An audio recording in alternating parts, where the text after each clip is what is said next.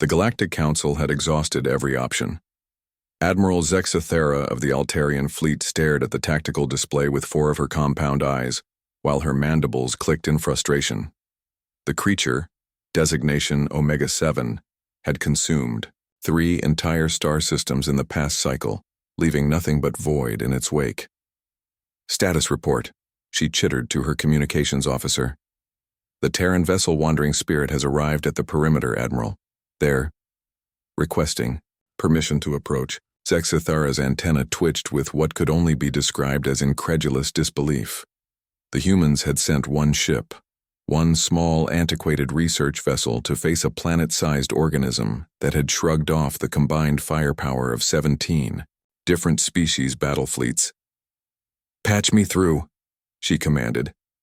The holographic display flickered, revealing the bridge of the human vessel. Captain Elena Vasquez stood in the center, her hands clasped behind her back. She was unremarkable by most galactic standards. No natural armor, no redundant organs, no enhanced sensory apparatus, just soft flesh and determination. "Captain Vasquez," Zexathera began, "with all due respect to Earth's recent inclusion in the Council, this creature has devoured 3 worlds. Our combined fleets couldn't even scratch its surface. What exactly do you think one human ship can accomplish?" Elena smiled, that peculiar human expression that had baffled xenobiologists for decades. "Admiral, sometimes the loudest solutions aren't the right ones. We've been studying the creature's movement patterns, its feeding behavior. We have a theory." "A theory?" Zexathera's mandibles clacked dismissively. "We've had theories. The crystalline. Collective theorized it was a silicon-based life form. The ethereal dominion believed it was extra-dimensional. The mechanists thought it was an ancient weapon. All wrong." "Maybe," Elena nodded. "But none of them asked the right question. Which is not what it is, but who it is." Before Zexathera could respond, proximity alarms shrieked across the command deck. The creature had accelerated, moving faster than its usual leisurely consumption pace. It was heading directly for Kepler 442b, a garden world home to 4 billion Ferdanian civilians. "All ships, maximum burn," Zexathera ordered. "Intercept course." But they all knew the truth. The creature moved through space like it was swimming through water, bending physics in ways that violated everything they understood. It would reach Kepler 442b in less than 6 hours. The Wandering Spirit broke formation, accelerating on a trajectory that would take it directly into the creature's path.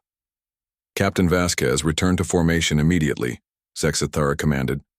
"Negative, Admiral. We need to get close enough for our theory to work." Dr. Sarah Chen, the ship's xenolinguist, appeared beside Elena on the transmission. Her weathered hands clutched a tablet displaying waveform patterns. "Admiral, we've analyzed the creature's biorhythms, its electromagnetic emissions, even the gravitational distortions it creates. They're not random." "What are you saying?" "The patterns repeat every 47.3 hours. They're complex, layered, but they follow rules, grammar rules. The creature isn't just moving through space, Admiral, it's talking." Zexathera felt her carapace chill. "Talking to whom?"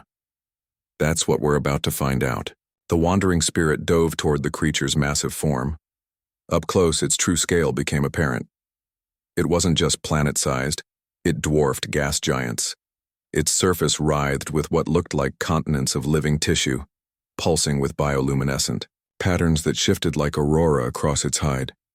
Elena ordered all stop when they were close enough to see individual cells in the creature's outer membrane, each one larger than their ship. The thing's approach to Kepler 442b had halted. It hung in space waiting. "It knows we're here," whispered Lieutenant Commander Jackson from the navigation station. Dr. Chen's fingers flew across her tablet. "The electromagnetic patterns are intensifying. It's trying to communicate. The frequency is shifting to match our ship's communication array. Can you decode it?" "I'm trying, but the language structure is unlike anything we've encountered. It's not linear, it's multidimensional. Concepts layered on top of each other, emotional context woven through grammatical frameworks that shift based on..." She paused, her eyes widening. "Oh my God." What? It's lonely. The patterns. They're not just communication. They're a call. A cry for companionship that's been echoing across the galaxy for millennia. Elena stared at the creature's massive form. How long has it been alone? Based on the pattern degradation, possibly millions of years. It feeds on worlds because it's searching for something it can't find, something that can understand it. And the worlds it consumed? Weren't destroyed, Dr. Chen said, tears forming in her eyes. They're still there, integrated. It's been trying to create companions by absorbing entire civilizations, but the process, the consciousness patterns can't survive the transition.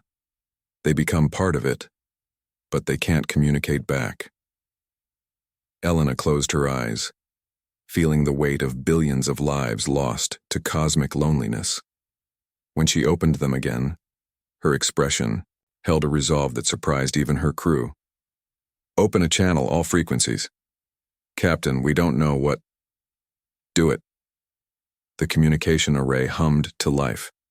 Elena stepped forward, her voice carrying across the void to a creature older than human civilization. She spoke one word, simple, universal in its recognition across every sentient species that had ever looked up at the stars and wondered if they were alone. Hello.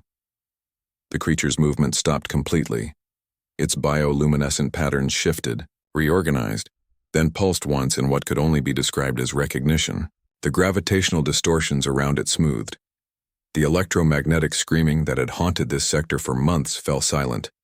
For the first time in eons, the creature that devoured worlds was no longer alone. In response, patterns of light cascaded across its surface, spelling out in every language simultaneously, including ones that wouldn't be invented for centuries.